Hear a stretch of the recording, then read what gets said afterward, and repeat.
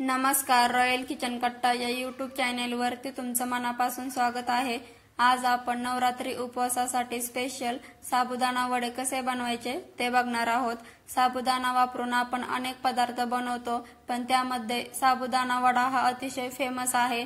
तसेच घरातील लहानांपासून मोठ्यांपर्यंत सर्वांनाच आवडतो। चला तर मग आपण पाहूया कसं बनवायचं ते। इथे मी 1 वाटी साबुदाणा रात्रभर भिजवत ठेवलेला होता।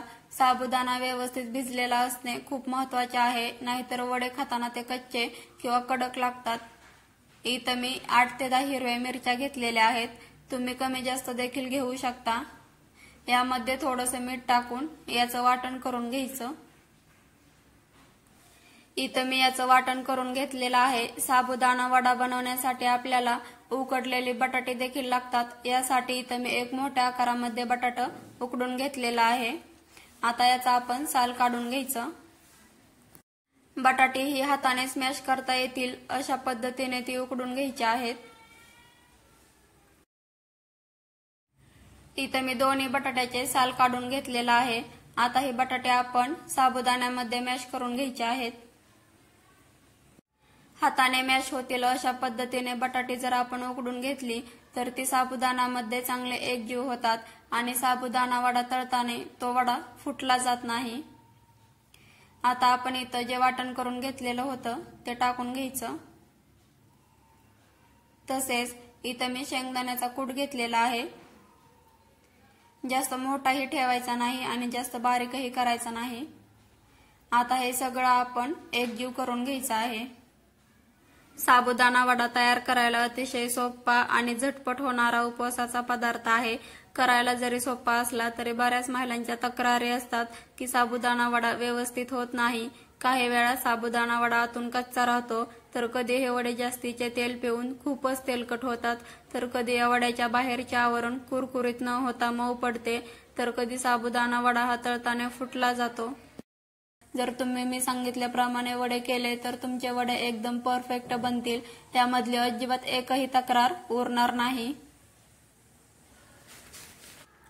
यामध्ये मी थोडंसं चवीनुसार मीठ देखील टाकून घेतलेलं आहे। हे मी चांगलं एकजीव करून घेतलेलं आहे। आता याचे आपण वडे तयार करून घेऊ। तुम्ही जर चॅनेलवरती नवीन असाल तर अशाच नवनवीन रेसिपी पाहण्यासाठी व्हिडिओला लाईक, शेअर आणि सबस्क्राईब करायला विसरू नका। तुम्ही इथं बघू शकता अगदी सहज हा वडा तयार होतो।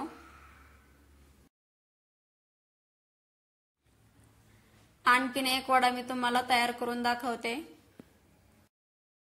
जर तुम्ही बटाटे नीट उकडून घेतले नाहीत तर साबुदाणा वड्याला असा सहजपणे आकार देता येणार नाही किंवा साबुदाणा वडा असा सहजपणे तयार होणार नाही।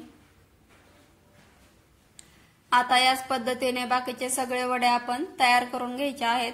आता हे वडे आपण फ्राय करून घेऊया। यासाठी इथं मी कडकडीत तेल गरम करून घेतलेलं आहे आणि तेलामध्ये जेवढे वडे मावतील तेवढे आपण सोडून घ्यायचे आहेत। वडे फ्राय करत असताना आपण गॅसची फ्लेम ही हाय टू मीडियम ठेवायची आहे। जर आपण लो टू मीडियम फ्लेमवरती वडे फ्राय करून घेतले तर ते तेलकट बनतात, तसेच वड्यांच्या वरचं आवरण आहे ते कुरकुरीत बनत नाही। जर तुम्हाला साबुदाणा वडे हे कुरकुरीत हवे असतील तर तुम्ही साबुदाणा वडे हे सतत पलटून घ्यायचे नाहीत। जोपर्यंत त्याची एक बाजू तांबूस रंगापर्यंत फ्राय होत नाही तोपर्यंत आपण त्याला पलटून घ्यायचं नाही।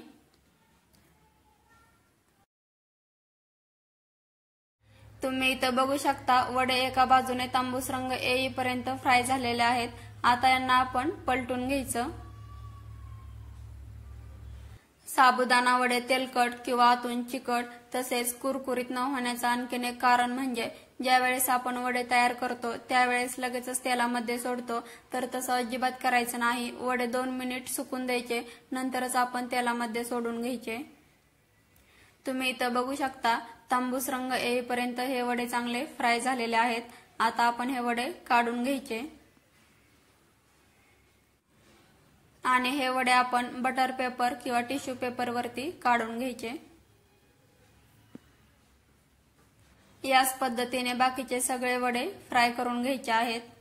तुम्ही इथं बघू शकता मी सगळे वडे फ्राय करून घेतलेले आहेत। अगदी मस्त बनलेले आहेत। हे वडे वरून कुरकुरीत आणि आतून सॉफ्ट असे तयार झालेले आहेत। जर मी सांगितलेल्या टिप्स तुम्ही फॉलो करून वडे तयार केले तर तुमचे हे वडे अगदी असेच एकदम परफेक्ट बनतील। साबुदाणा वडे हे तुम्ही हिरव्या चटणी सोबत खाऊ शकता किंवा दह्यासोबत देखील खाऊ शकता, एकदम मस्त लागतात। साबुदाणा वडे बनवण्याची माझी ही पद्धत तुम्हाला कशी वाटली ते कमेंट मध्ये नक्की सांगा। तुम्ही ही घरी नक्की बनवा। चला तर मग भेटूया अशाच एखाद्या मस्त रेसिपी सोबत।